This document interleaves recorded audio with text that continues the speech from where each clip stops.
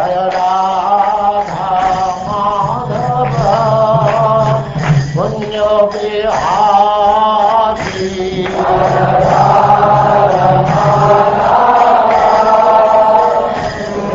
now chapter 28, Jnana Yoga.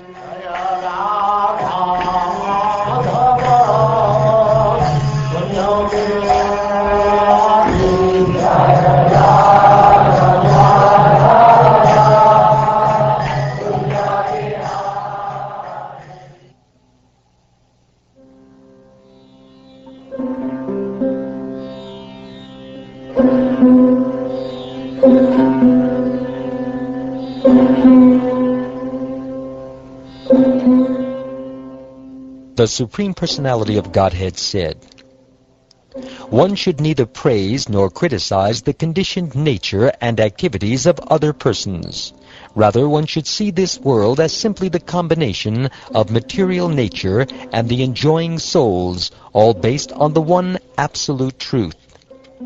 Whoever indulges in praising or criticizing the qualities and behavior of others will quickly become deviated from his own best interest by his entanglement in illusory dualities. Just as the embodied spirit soul loses external consciousness when his senses are overcome by the illusion of dreaming or the death-like state of deep sleep, a person experiencing material duality must encounter illusion and death. That which is expressed by material words or meditated upon by the material mind is not ultimate truth. What, therefore, is actually good or bad within this insubstantial world of duality, and how can the extent of such good and bad be measured? Although shadows, echoes, and mirages are only illusory reflections of real things, such reflections do cause a semblance of meaningful or comprehensible perception. In the same way, although the identification of the conditioned soul with the material body, mind, and ego is illusory, this identification generates fear within him even up to the moment of death.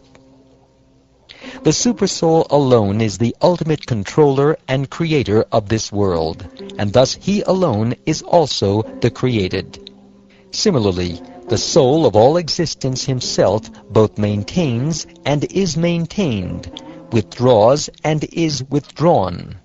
No other entity can be properly ascertained as separate from him, the Supreme Soul, who nonetheless is distinct from everything and everyone else.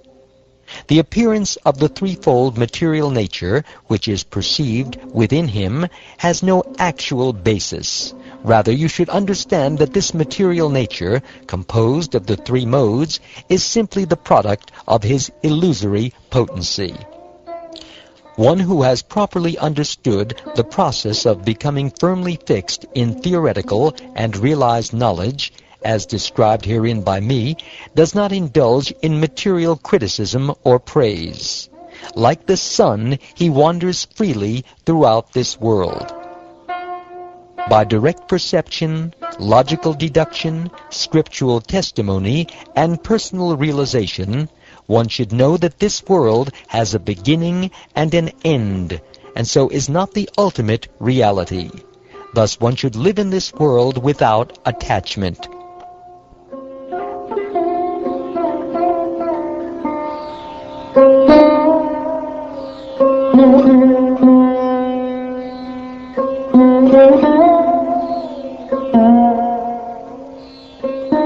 My dear Lord, it is not possible for this material existence to be the experience of either the soul, who is the seer, or of the body, which is the seen object. On the one hand, the spirit soul is innately endowed with perfect knowledge, and on the other hand, the material body is not a conscious living entity. To whom, then, does this experience of material existence pertain? The spirit soul is inexhaustible, transcendental, pure, self-luminous, and never covered by anything material. It is like fire. But the non-living material body, like firewood, is dull and unaware. So in this world, Who is it that actually undergoes the experience of material life? O Uddhava, as long as the foolish spirit soul remains attracted to the material body, senses, and vital force, his material existence continues to flourish, although it is ultimately meaningless. Actually, the living entity is transcendental to material existence. But because of his mentality of lording it over material nature, his material existential condition does not cease, and just as in a dream, he is affected by all sorts of disadvantages. Although while dreaming a person experiences many undesirable things, upon awakening he is no longer confused by the dream experiences. Lamentation, elation, fear, anger, greed, confusion, and hankering, as well as birth and death, are experiences of the false ego and not of the pure soul. The living entity who falsely identifies with his body, senses, life, air, and mind, and who dwells within these coverings, assumes the form of his own materially conditioned qualities and work. He is designated variously in relation to the total material energy, and thus, under the strict control of supreme time, he is forced to run here and there within material existence. Although the false ego has no factual basis, it is perceived in many forms, as the functions of the mind, speech, life, air, and bodily faculties. But with the sword of transcendental knowledge, sharpened by worship of a bona fide spiritual master, a sober sage will cut off this false identification and live in this world free from all material attachment.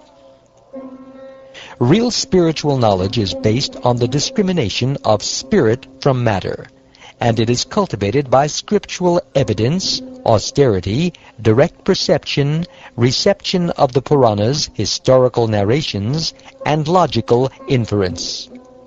The absolute truth, which alone was present before the creation of the universe, and which alone will remain after its destruction, is also the time factor and the ultimate cause. Even in the middle stage of this creation's existence, the absolute truth alone is the actual reality. Gold alone is present before its manufacture into gold products. The gold alone remains after the product's destruction, and the gold alone is the essential reality while it is being utilized under various designations. Similarly, I alone exist before the creation of this universe, after its destruction, and during its maintenance. The material mind manifests in three phases of consciousness: wakefulness, sleep, and deep sleep, which are products of the three modes of nature. The mind further appears in three different roles: the perceiver, the perceived, and the regulator of perception. Thus the mind is manifested variously throughout these threefold designations. But it is the fourth factor, existing separately from all this, that alone constitutes the absolute truth. That which did not exist in the past and will not exist in the future also has no existence of its own for the period of its duration, but is only a superficial designation. In my opinion, whatever is created and revealed by something else is ultimately only that other thing. Although thus not existing in reality, this manifestation of transformations created from the mode of passion appears real because the self-manifested, self-luminous, absolute truth exhibits himself in the form of the material variety of the senses, the sense objects, the mind, and the elements of physical nature. Thus, clearly understanding by discriminating logic the unique position of the absolute truth, one should expertly refute one's misidentification with matter